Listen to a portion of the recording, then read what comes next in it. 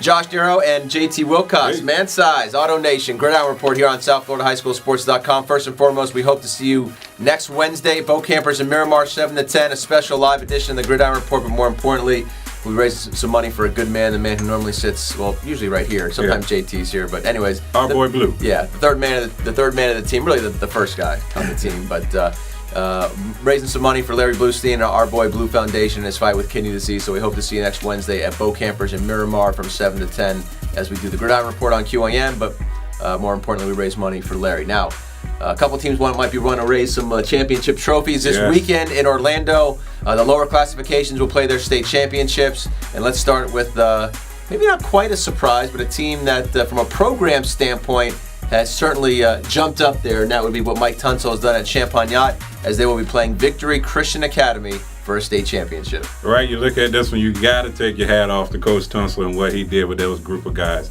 To get so many new pieces in, Trevante Valentine comes in, Frank Laverty, Darnell Solomon, Cato Nelson, the list goes on, and to bring them together, have an undefeated season, and be one game away from their first ever state football title. They won a basketball title before. That's right. First ever football title it speaks volumes to what he's done with those kids and the work that they put in. Going up to Orlando to play a team from Lakeland in Victory Christian, a team with a lot of history. They were under a different name before, and they won a couple of state championships that Coach Tunsil shared with us when we had him on the radio show last week. So it's going to be pedigree against a lot of talent that these Champagnat Lions have. So it's going to be a big thing to see how they live in the moment, how they play in the moment. Also, unfortunately, Frank Laverty won't be available to him. He's questionable for this game with a broken foot.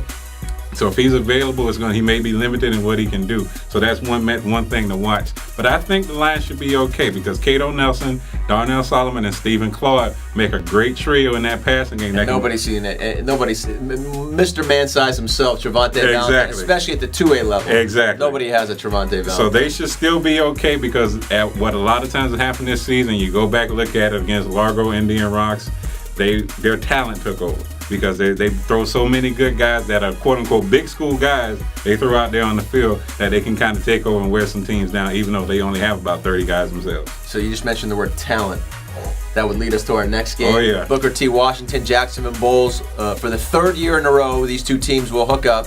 And for Booker T, they're going for the ultimate. Yeah, they're going for back-to-back state titles, but more importantly, they're going for a national championship. That's everywhere. Best team, yeah. Forget the state. All right, it's everywhere. All 50. Right. Even Hawaii and Alaska. We'll throw those two states in there as well. But Booker T playing for a lot. They have just been overwhelming the competition this year. They've held up against every challenge, and this will be the final challenge for the ultimate prize. Definitely. You look at Booker T. Bowles is a team. There's only been two teams that beat Booker T in the past 2 years, and Bowles is one of them. Even though they rectified it last year when they beat Bowles, they still don't like them too much.